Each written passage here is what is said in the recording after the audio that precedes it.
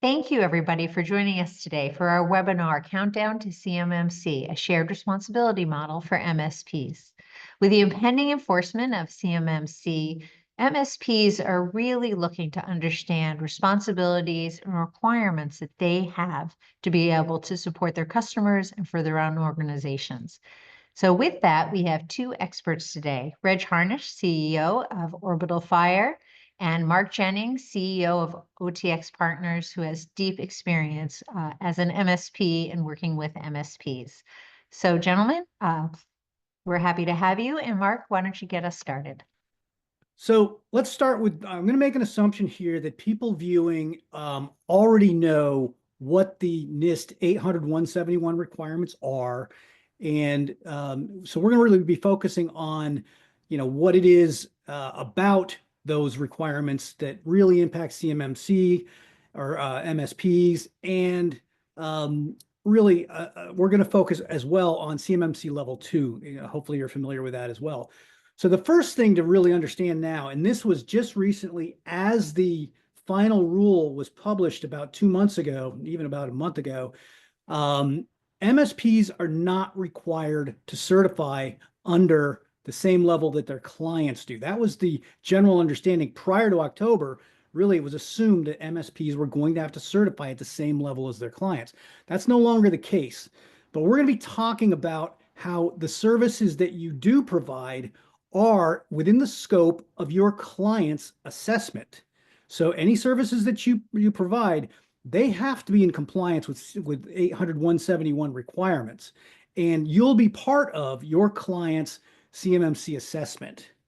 So that's a real, it's a distinction. And we're going to talk a little bit about whether or not you should certify later in the presentation. But for now, you don't have to. And Reg, I'm not sure if there's something you wanted to add to that. No, I think the distinction is important because there's a big difference between providing services and providing compliance services. And our perspective is we're working with customers, small manufacturers. Oftentimes, we are leaning on the MSP for knowledge of specific controls and subcontrols, the condition, and we expect MSPs to understand the language. Often not the case, though. And so I think it's important to recognize that despite the removal of the certification requirement, MSPs are not off the hook in any way. And in fact, I would argue that the volume of work almost doesn't change. I don't know too many MSPs that were planning on certifying regardless. I think most of them were talking about shifting their business model and looking for other customers in healthcare. So I think that the volume of work does not change for MSPs in a material way. Right. And, it's going to be important that you do understand what those requirements are and where your services fit in. So let's take a look at some of the services that MSPs do typically outsource or their clients outsource to them in the DIB. So some of the basic ones, remote management and monitoring and your patching, very common. Backup and restoration, your endpoint protection, your web filtering, vulnerability scanning, maybe SIEM/SOC, maybe penetration testing. All of these services have some requirements under 800-171. So if you are providing these services, you're going to have to understand where they fit into those regulations and what those requirements are. So, pretty much every MSP out there is going to have a remote monitoring and management service and patching. That's like kind of the entry level for MSPs. And of course, backup goes along with that. And the key is these systems are considered part, again, of the scope of the DIB contractor's assessment. So when the assessor comes in, they're going to look and they're going to say, well, how do you, as the client, as the person getting assessed, how do you meet this requirement? And they're going to say, well, we have an MSP that does that. So next thing is going to be, okay, let's see what the MSP is doing. And they're going to hold the MSP to the same standard that they would the organization seeking compliance. That's one of the nomenclature of CMMC. So so all of these things, you're really going to have to understand what the requirements are, and we're going to get into that a little bit more in a minute. But you really need to understand how these things interface with CMMC. Yeah, and the last two bullets are in particular importance to us because we would argue that increasingly the distinction between technology and cybersecurity is becoming clearer. So things like SIM is sort of like first generation SOC, whatever wherever you came into this. But things like penetration testing and SOC services, the monitoring of technology assets, in many ways, if you're complying with 171 and segregation of duties, these are things that you should not be doing. You can make the argument there that even things like backup, the requirements, there's lots of tendrils here and they go much deeper. So it's not enough to just be doing backup, but it needs to be immutable. It needs to be encrypted at rest. There needs to be access controls. And so the fingers of each one of these controls and subcontrols and the integration and the mapping of one to another can get kind of complex. So what we find typically with most technology providers is that a backup is a backup. And as long as we can restore from that thing, then it works. And that may be true for customers outside of the CMMC scope. But once you get into this area, you're going to have to recognize that a backup is not a backup and that there are many other requirements for providing compliant services. What you'll find in 171 in terms of segregation of duties is that you should not be assessing, testing, measuring, or monitoring your own work, right? There's conflicts of interest there. And so if you are performing any kind of monitoring, and I'm not talking about basic availability and disk full type stuff, I'm talking about intrusions, compromise indicators, things like that. Reality is that you have built out an infrastructure. And if you are also monitoring it, there is a conflict of interest there. Similarly with penetration testing, if you've built infrastructure or if you've stood up and you are essentially responsible for certain security controls like firewalls or encryption or multi-factor, testing your own work, testing your own controls, there's also a conflict there. And so increasingly, we're starting to see better definition as we move into this.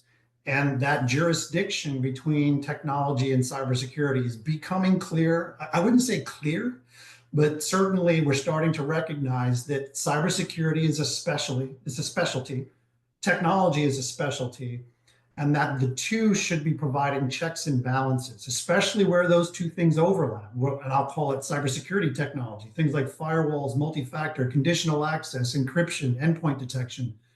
Your shared responsibility is not only that you are part of the customer, and as part of the customer, you are expected to comply in the same way that they are, but rather where are those responsibilities? Where are they best owned? Who truly is the control owner or risk owner in those areas?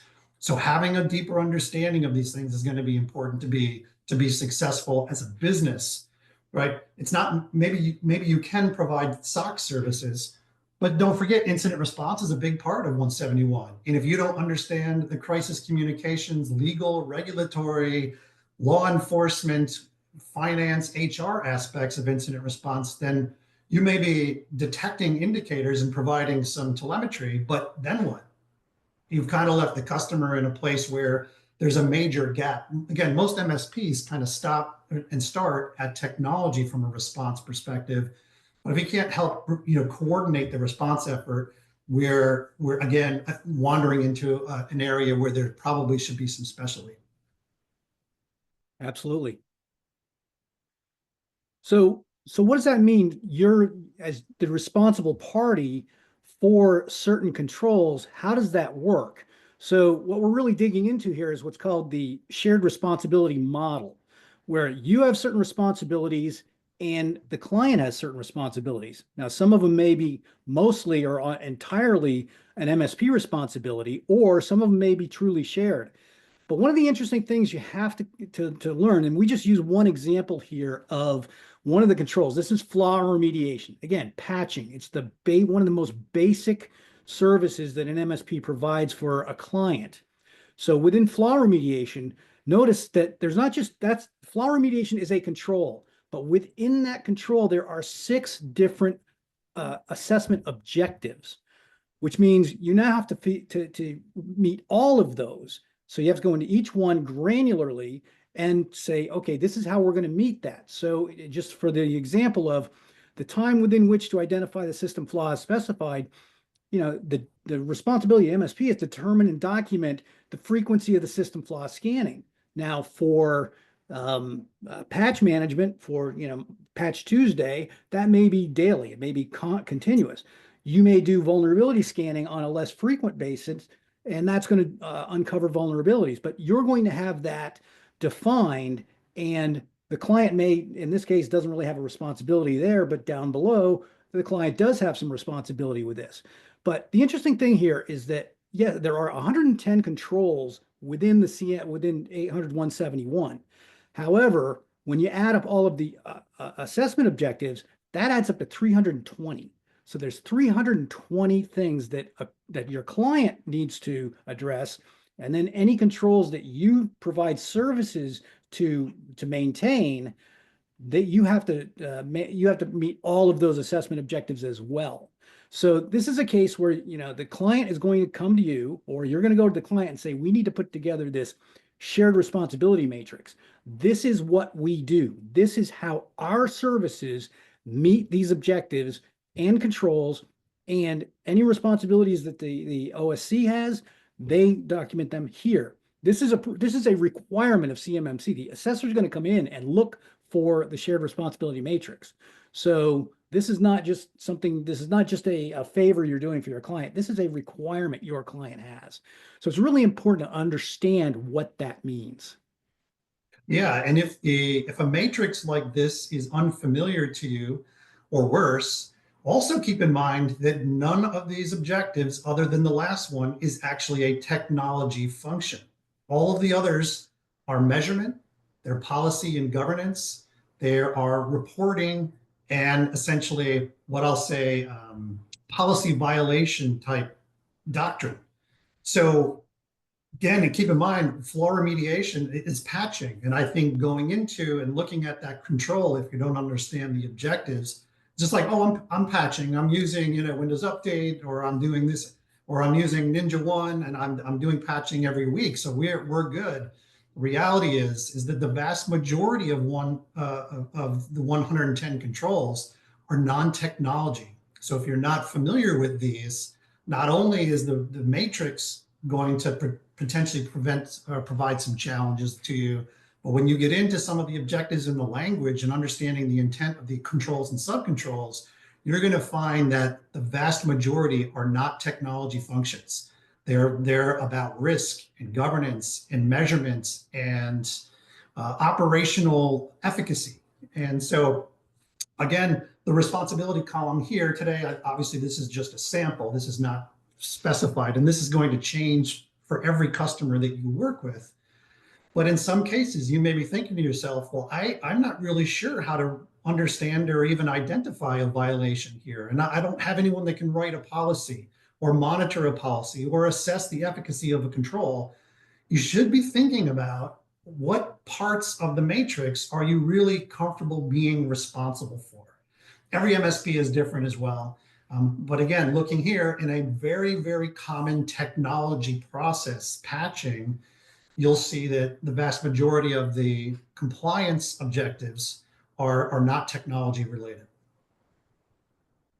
Yeah, and you'll also, we're going to talk a little bit later about this, but what's required to actually prove that you do this. And I think there are certain things that MSPs do today. For instance, MSPs are probably doing all of this today. They just don't have it documented. They don't have it well defined. They may not have the consistency that they really need to have in a CMMC assessment, but you're probably doing a lot of it today. There's going to be other things, as Reg pointed out, that you're probably doing today that you're even at when your head hits the pillow at night, you may think we're really not. That's not necessarily our best service. And those are things that when this process hits, that's when it comes to light. You're going to figure out that really we're not doing what is required by this regulation. So what does it mean to be compliant? So yes, we may be doing this, but are we really compliant? There's a 6-step process that you really have to do to achieve compliance. And one is the first thing that you want to do is you want to, actually, this is a little out of order. I'm going to, so we're going to define our policies. So we're starting with the defined policies. And we're going to, first thing we're going to do is we're going to define those policies. Now, these policies are going to be very generic. So policies need to be defined to say, okay, user management, yes, we're going to identify all of the users and authorize them for what they should have access to get their job done. That's about as granular as you want to get. Same thing with your permission control. Our termination policy is going to be when a employee leaves the company, we're going to terminate their access upon dismissal. Very, very generic. So these policies, and the reason they want to be generic is because these need to be signed off at an executive level. These are things that your executive team, your CEO, or somebody high up in the executive team needs to sign off and say, yes, that is our policy. This is how we conduct our business. If these things change, then you're going to have to get them re-signed off on. So policies should not change very often. Then you're going to implement the control. So you're going to put tools in place to actually meet the policy. So what's an access control tools would be Active Directory. You're going to define your users in there. You're going to give them their permissions. You may have an MFA assigned to the user so that, again, it's a multi-factor authentication. You've got single sign-on, and then you may put some audit tools in that you're going to use later to make sure that people are doing what they're supposed to be doing and that you know what's going on. Then you're going to take those processes that you use to maintain those tools, and you're going to document those. So you need to make sure that, this is the onboarding process. This is what we do. These are the steps we go through to onboard an employee. These are the steps we go through to offboard an employee. If an employee changes, this is how we make sure that any permissions they had before are removed and any new permissions required are added. So these all have to be very well defined and very well documented. Then you need to make sure that you educate your staff and make sure that they know this is the process that we use. This is how you go. This is where you find this information. So you're going to do that through orientation, new employees coming on board. You're going to train them, staff training on a continuous basis, and even your clients may have a role in access control. So if somebody leaves their company, they need to make sure they can contact you if you're in charge of locking out their access. Make sure that they understand that's their responsibility. And then you want to audit this. You can't just expect that this is happening the way that you want it to. You have to go back and audit. So you might do an employee audit in this case. So compare last month's all new hires. Make sure that all those accounts were created properly. Make sure anybody that's left the company is properly terminated. A permissions review, a log review. Make sure that there's no errant logins. And then just define the frequency of how long these audits happen. Is it once a month? Is it once every 3 months? Is it once a week? Whatever. And then you have to assess this annually, at least. So at least you go back annually, make sure that all of your policies and procedures make sense. What's changed in the organization? Does a policy and procedure need to change? And you can do that through an informal or formal internal review. Just meet and go through all of your policies and procedures. You can get a SOC 2 Type 2 audit report done. Make sure that an external company comes in and audits you. And then finally, there are certifications for certain standards. In fact, again, that's what we're talking about is CMMC actually has a certification associated with it. If you want to certify fully on CMMC, you can have a C3PAO come in, go through the whole audit process and certify you. So this is everything that goes into a compliance. If you're not doing all of these steps as an MSP for all those controls, you're not really in compliance. And when you go to sit down for the assessment with your client, you're probably not going to have the documentation that you need to prove that you're doing what you need, and you're putting your client's assessment at risk. Yeah, it's a great point. And so keep in mind that part of that assessment will be what we call auditability, meaning do we have evidence to demonstrate that these things are implemented, consistent, and effective, but then auditable, meaning can we prove it over a period of time? So whether it's the offboarding process, we're not going to just show a checklist with 5 checkboxes. We're going to have to demonstrate that that offboarding checklist was indeed used during the last 5 offboardings, and that each one of these steps are auditable. So we're going to have to go back to logs and back to different user activity information to show that that lines up with each checkbox. How did that work? So again, the tools part of this, which I think most MSPs will gravitate towards, is really a very small part of it. And in fact, up to almost 40% of the controls in the 171 aren't solvable with tools. So for example, like an incident response plan or a tabletop. So back to incident response, developing an incident response plan, while there are standards like NIST 61 and others out there, ICS, they're out there, but building a plan that will withstand not just essentially the initial assessment against a known adopted standard, but also can we show that those controls were implemented and they were executed in an auditable fashion?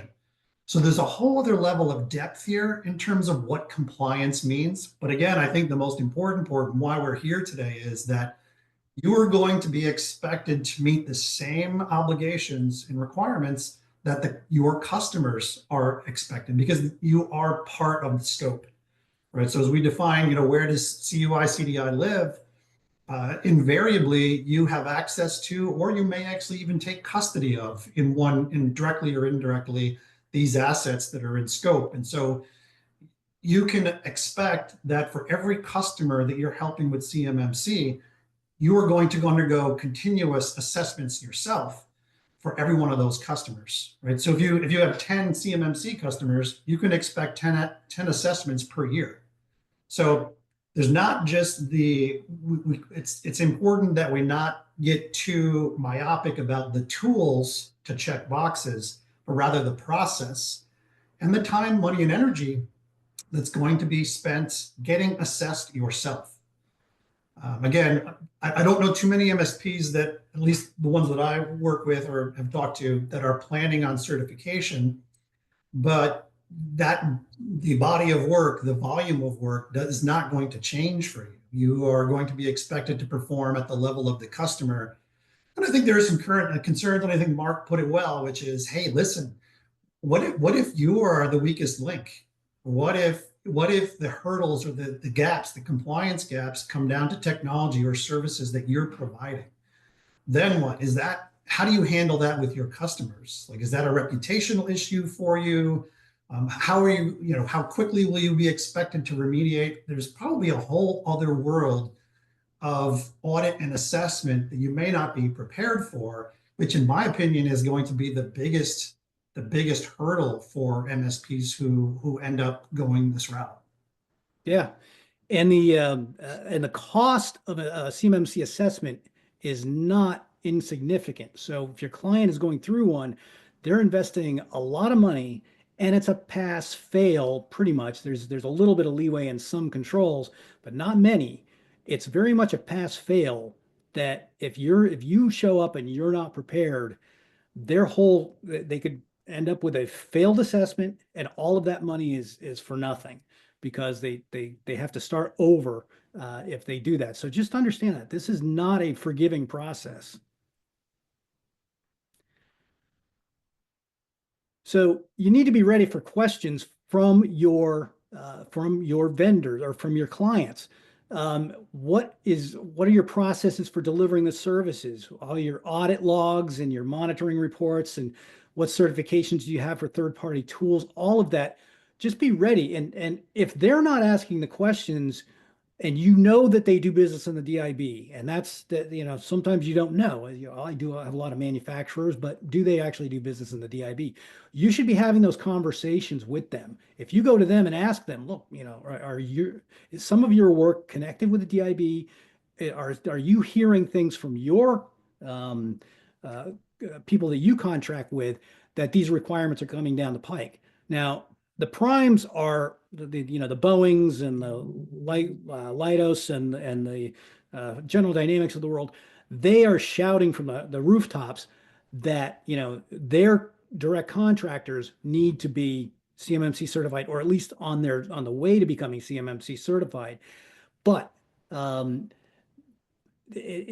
supply chain is deep, and as you go deeper into the supply chain, there is not as much awareness of what's required here, especially with small manufacturers, which may be your clients. So you should really be having these conversations and find out whether or not they're going to be required for this. If so, where you fit into that, and if and what business might be at stake. Because if again, they eventually nobody's going to want to do business with somebody that can't produce what's required in an assessment.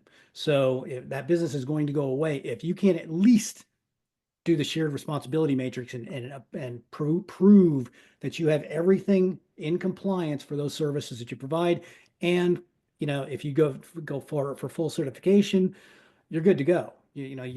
So just be aware of that. And then as far as third-party tools that you use, I think we're going to talk a little bit later about FedRAMP certification being a requirement. So you need to ask your third-party vendors what they're doing around this. Yeah, and the only thing I'll add is you will be accountable for the third-party tools that you've elected to use. So, for example, for secure data destruction, right? So if you're using a tool to do this, but it's not FIPS compliant, guess what? You're a gap. You're a deficiency.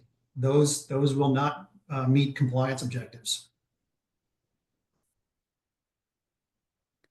So as Reg mentioned earlier, as you go into these assessments, or as your clients are going into assessments, you can't just say, yeah, we do that. Yeah, we patch. We run it, every patch Tuesday, we do this, and we wait an extra day just to make sure that there's no, we're not going to blast out another CrowdStrike or something like that. But it's not enough to just say you did it. You have to have the evidence that you're doing it. So they may ask you for your system security plan. They may ask you for a written policy regarding how the control is met. They're going to ask you for this. You have to provide this. You have to have your documented procedures, how your staff uses the tools, audited results. They want to make sure that you've been auditing these things. And it can't be just from last week. Yeah, last week we did it. No, they're going to go back several months. If you've been working with this client for years, they're going to go back pretty far and say, make sure that there's a consistency in the way you do things, that you didn't up your game, in time to pass the audit. Log reports, screenshots, training records. You should be doing a risk assessment and gap analysis for your own MSP, so that you understand where your gaps may be and fix those. And then all that configuration information on, how is their firewall configured? How is their server? How are their servers configured? All of that information is part of the scope of their assessment, and you're going to have to provide a lot of that. Yeah, absolutely. Again, nothing to add here other than it's going to be easy to underestimate the amount of work that's going to be required to demonstrate that you're providing a compliant service, let alone providing an actual compliant service. So don't get too focused on the tools, right? Because that's really just the first step. The vast majority of the work that you're going to do is going to be in delivering it in a compliant way, and then being able to prove it through a whole bunch of artifacts, evidence, and other documentation. And going back to Reg's point that if you have 10 clients in the DIB and they're all eventually going to be going through assessments, you could potentially be sitting at the table with 10 different clients going through the same process multiple times with those clients, having to produce the same evidence or different evidence for that client versus this client. Or again, we'll talk about, what if you did want to go through full CMMC certification? What would that buy you? Well, that's a one and done thing. So in other words, if you are CMMC compliant, your client essentially inherits your certification as for all of the services you provide. So that there's an advantage to that, but as we'll talk about, there's also cost. So I mentioned this a little bit earlier, is that, all these cloud services that we're using, I mean, pretty much every MSP is providing some form of cloud service. It's whether it's, MS3 or MS365 or cloud backup, or even your RMM solutions are hosted in the cloud these days. All of these, they need to be FedRAMP compliant or equivalent, and we'll not get into that, but they need to somehow prove that they are FedRAMP compliant. And if they're not going to pass muster. And so if you look at, if you look at some of the tools that are out there that are very common in the MSP industry, Kaseya, ConnectWise, Ninja, you name it, Datto, most of them are now saying they will be FedRAMP compliant, but to my knowledge, none of them are today. Now, and if you are doing MS365 as an example, that needs to be GCC high level, and the commercial product is not going to cut it. So you're going to need to make sure that you are selling the right products for these people, or again, they will fail their assessment because the tools that you're providing don't meet the need. So again, I mentioned earlier, start those conversations now. If you're a ConnectWise house, talk to ConnectWise. If you're a Kaseya house, talk to Kaseya. What is your plan for FedRAMP certification? If you're, again, if you're selling Microsoft, okay, make sure you're able to sell GCC high. That way you are in a position to at least provide the proper cloud tools. Yeah, absolutely. Nothing to add. All right. Now, a lot of it, we use these cloud tools in a lot of ways. We try to, we white label them. We want to make it, this is a service that we provide, and, we're just, we're using somebody else's cloud service on the back end, but really it's us providing the service. Now, that's a great thing. You're trying to be, the resource to your client.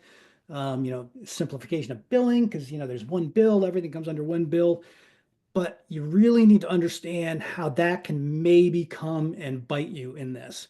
I mentioned earlier that a lot of MSPs, they offer these services, and granted, the cloud service does most of the work, but they have a pretty significant role in delivering that service, whether it's auditing the service, or whether it's how they deploy the service, or those pieces that the MSP is directly responsible for. In this scenario, if you're white labeling, it doesn't matter whether they're hopefully they're FedRAMP compliant, but that doesn't matter. You have major responsibilities in terms of how it's deployed, how it's managed, how it's monitored, and how it's audited. All of that falls on your lap, and you go back to that compliance wheel. You're responsible for all of those pieces, versus maybe finding a partner that can offer some of these services that are probably, on the edge of your skill set, or maybe outside your skill set, that really takes on that role completely and essentially works directly with the client, and takes that responsibility. Then they have their own shared responsibility matrix with the client. You have yours, they have theirs, and they're really not necessarily related. So it's definitely a way of looking at what you're providing today to these customers, and maybe mitigating some of that risk, mitigating some of your responsibility. Yeah, and the good news is that the more you partner with, the less work that you're going to go through, the less scrutiny you'll be under, the less accountability you'll have in the process. So oftentimes finding a partner, someone who's an expert in these different areas, and whether it's incident response or awareness training is another great example, where it's not going to be enough to say, yeah, we're sending a monthly video. The next question is going to be, well, are those videos working? Can you demonstrate that security behaviors have changed as a result of this control, the training being implemented? If you don't feel comfortable answering that question, or if the data that you have collected doesn't prove that, meaning it's not really working, you're checking the box from awareness perspective, the training perspective, but it's not actually working, you can expect further scrutiny. The questions are going to come, and the next one after that will be, well, what changes have you made to produce better outcomes? And so the likelihood that you'll get dragged into a rabbit hole that you don't want to go down goes up the more of this scope you attempt to tackle yourself. So there are partners, in the partnering concept is definitely back in style these days. So I would say part of your responsibility will be what are we and what do we want to be as a business? What services can we provide profitably in a compliant way? And then find a partner in the areas, as Mark said, that are on the periphery or just are things that are just completely outside your scope, like maybe the readiness assessment or training or incident response. These are things that MSPs typically don't do, but they don't do them for good reasons. But increasingly, there are partners available, and that model is really, again, sort of everything goes in cycles, right? From bell bottoms and whatever else to cybersecurity. So I think give it some thought. I think there's also an opportunity here for you as an MSP to go back to your customer and say, hey, listen, this is outside our jurisdiction. This is outside our scope. Let's find someone that can, sort of develop and support and be accountable for these other areas that aren't specifically technology. I know that scares some MSPs to say, hey, we can't do that, or introducing a partner. What I will say is long-term, the success, the ratio of success goes way up because you're sticking with things that you are experts in and that you can do well and you can do compliantly, or in a compliant way, I guess, compliantly, but also profitably, right? Something that sort of meets the vision and the mission of your business, but also your financial. Yeah, no, well said. And as I mentioned earlier, there's a lot at stake here. If you venture into an area that you're not really expert in, you could be putting your clients at risk. So as an MSP, should you certify? Well, this is a business decision. And really, the way that I suggest you go about this is, again, you need to understand what's at stake. If you look at your book today and you have a significant number of manufacturers that do business in the DIB, and that business is likely going to go away if you either don't go through the steps we've done so far, or it's going to create a lot of extra overhead in meeting with them for every single one that the assessment.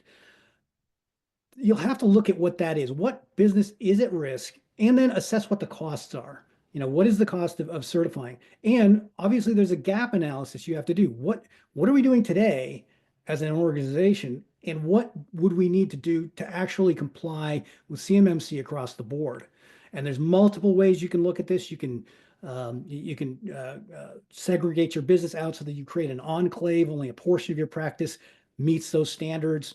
Depending on the size of your business, that may make sense. For smaller MSPs, you might as well do the whole thing. It's not going to save you anything. And then, again, figure out what it's going to take to get there. Understand that your clients, they make the decision. They decide whether or not to do business with you. And they may say, either you certify or you don't do business with us, period. They may make the choice for you, in which case now you look at what's at stake, and again, go through this analysis, find out what makes sense. But at the end of the day, it's really going to be a decision of, do you want to be in the business, or do you just not want to deal with this? And Reg said at the earlier part of this presentation, maybe focus on other industries, figure out how these clients that are in this industry today can be better served by somebody else, and move on. It's not an easy decision. Everybody's going to have to make their own decision, but the certification decision is going to be probably dictated more by your clients than anything. They're going to say, look, I know that you don't have to be certified, but I'm not taking the chance. I'm not going to risk you showing up at my assessment unprepared with and making me fail my assessment. Yeah, and what I would say is, don't don't let this become a reactive decision. You should understand your business and define the vision, the mission of your MSP, and say, we're either doing it or we're not. But have a plan proactively so that you're not getting into these conversations and then you have to decide overnight what you're going to do. I think, again, there's some great recommendations here, but really understand your customers and the markets where you make money, the services where you are effective and can make money. What's the overall sort of vision for your MSP? Like, what do you want to be when you grow up? Understanding all these business elements is going to help you say either, absolutely, we're going to crush this. We're going to certify, and we're going to be one of the very, very few MSPs that do. And so we can charge higher rates, and we're going to be a preferred provider, recognizing that you may be saying no to a whole bunch of others because at those rates, someone may, you may price yourself out. But that should be a business decision, a proactive business decision, not, you shouldn't be waiting for your customers to come to you with some request, whether it's certification or we need to prove that our firewall works and is compliant.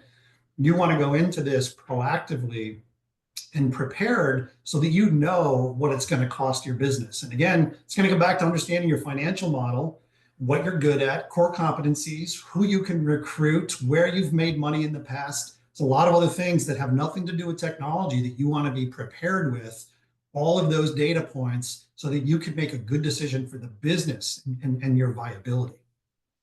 Absolutely. Couldn't agree more. And, that concept of, if you do certify, it's going to be a competitive advantage. You're going to be a big fish in a small pool.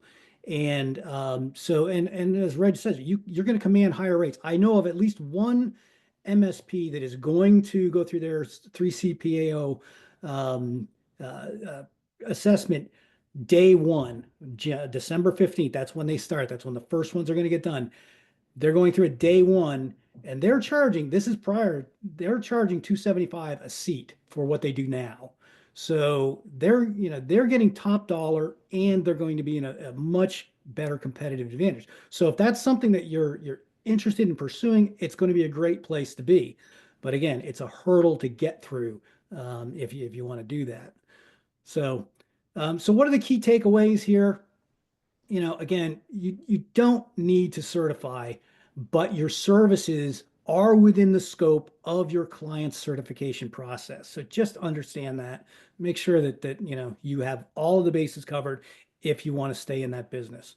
If you have multiple clients, you may have to repeat the assessment process with each client if you don't fully certify yourself. And then partnering, it'll free you up from your compliance burden. So you can basically, wash your hands of any of that stuff that you're either, again, marginally good at, or you don't do it all. You can provide, a comprehensive service to your clients without being roped into these compliance burdens. Check with your third-party vendors, make sure that they're FedRAMP certified, because if they're not, you're going to be in trouble there. So you if you're going to stay in this, make sure you work with those vendors, or work with maybe some new vendors that can provide a compliance service. And then you need to be talking to your clients now, as Reg just said, understand your business, understand what their needs are. If they're not bringing it to you, you should bring it to them. Even if they don't do business with DIB, ask the question. If they say, no, we don't do anything with the federal government or DoD, great. Now you know. But, again, the awareness of this is shockingly still fairly low. That, as you go down the supply chain, fewer and fewer companies they may have heard of it, but they're really not aware of what it means. They've kind of sloughed it off for years, thinking it's either never going to happen, or it's no big deal, we'll do it when it happens. It's a big deal. So make sure that you're having those discussions and looking at it as a business discussion. Yeah, two additional points that I think growing up, so I was at Autotask early on. We watched the birth of managed services, and for the last 25 years almost, MSPs and IT providers have been trained and brainwashed to only invoice, meaning everything should go through you so that you own the relationship, and that You're not introducing partners. But what has come with that is a tremendous amount of accountability and challenges from a business perspective, because now you need to be all things to all people. Partnering is back, and we can tell you that the number of MSPs that we work with these days who, again, want to do the same thing, which is, hey, listen, I don't want to respond to incidents. I don't want to be coordinating that process. That's not my core competence. That is, not only is it generally or typically financially advantageous, but also there are better outcomes for the customer. And so better, happier customers stay longer and they spend more. So that's one. Number two is there's a huge opportunity, not only for you to get in front of this with your customers now from a technology perspective, right? So what's the plan for CMMC? We know it's out there. You may have varying levels of awareness and education on this as a manufacturer in the space, but we want to be part of the strategy. We want to be here as a resource. We want to help. But please keep in mind that you're going to, Mr. and Mrs. Customer, you're going to be expected to do things that we may not be able to provide, even though we know that for 20 years, you've just thought that cybersecurity and IT are the same things. In fact, they're not. What I can tell you is that kind of conversation, transparent and open and honest and direct with your customers, will probably earn you a lot of goodwill and trust, because you're coming to them and saying, hey, this isn't something I can do well for you. We need to find someone else that can do this. No different than if your mechanic said, hey, listen, yeah, I can replace these tires, but there's someone down the street who's going to get you a better tire at a better price. That is like huge trust. And so I think there's a real opportunity for MSPs as the segregation of cybersecurity and technology continues to expand and intensify. There's a real opportunity for you to strengthen your customer relationships, and just through core values and being open and honest with them about where your core competencies lie, the things you're going to do really well, and the things where maybe this really belongs to someone else, whether it might be the customer as well, by the way. So I would say don't lose that opportunity to earn that trust and that respect just by being transparent and open and honest with your customers about what you can do and what you can't, because ultimately they're accountable for the decisions they make in terms of the providers they use as well. So again, the shared responsibility, it's really core. That concept is core to success in this space, particularly the smaller the business gets, the smaller the manufacturer is, I think the more important that it is. And I think for MSPs, this is a pivotal moment, because cybersecurity and technology, they are diverging. That's a fact. But CMMC is expediting that process. They have thrown fuel on the fire by saying, hey, listen, you better think about each one of these things because of all the things that we've discussed before. But I think it's a huge opportunity for MSPs, and one you should capitalize on. Yeah, great point. And I want to make sure that people don't come away from this thinking, that CMMC is bad. This is, CMMC is a good thing. I mean, it's really forcing industries, including the MSP industry, to really up their game when it comes to cybersecurity. It's just do it in the right way. I'm a big fan of cybersecurity frameworks. And if CMMC is not the right one for you, there are other ones out there. But you can map to a cybersecurity framework, up your game, and not have to go through all the costs of certification and all of that stuff, but still end up with a much better, much more secure environment. And lastly, if you think about this, we've been talking about this shared responsibility model strictly in terms of CMMC. But think about walking into a medical practice that has HIPAA requirements. If you sat down with your client and said, look, we know you're a medical practice, we know you're under HIPAA regulations. Here's how we handled that. Here are the controls that are required within HIPAA. Here's how we do it. This is our responsibility. This is your responsibility, and have that conversation. I can almost guarantee you no other MSP is going in there and doing that. They just kind of come in, they offer their services. Yeah, we do patching, we do this, we do that. And oh yeah, you do HIPAA, and here's our BAA, and we go on our merry way. Imagine taking much more responsibility for their compliance and really putting it out on the table in front of them, putting your name behind it. I think this is a very powerful process. And, whether you get on the CMMC route or not, think about this process as you continue your business with other types of clients as well. All right. Any questions? So, yeah. Great. Well, we actually had a couple, and if there's any others, please, you can type them in now. But first, for Reg and Mark, the first question is, does CMMC also cover custom software developers? So this 171 catalog does not actually address secure software development like the NIST 53 does. Who knows where it goes eventually? But today, I would argue that at most, the controls, things like access control, encryption. So secure software development is it's like the air we breathe these days. Software is everywhere. So if you are not building, or more importantly, if your customer is not building software, one, it may not be applicable, those controls, but two, the 171 that control family is not included in 171. However, a lot of the peripheral controls are included. And again, access control, role-based access control, encryption, things like that. So it's not that you're off the hook completely. It's just that the system and the secure development lifecycle type controls are not part of 171. Yeah, there are some controls around application security, but it's not regarding the development of the software itself. It's an interesting. There's a few other things that I've always looked at this they kind of really didn't address this aspect, but business continuity is another one. It's just suspiciously missing. Right? Exactly. Yep.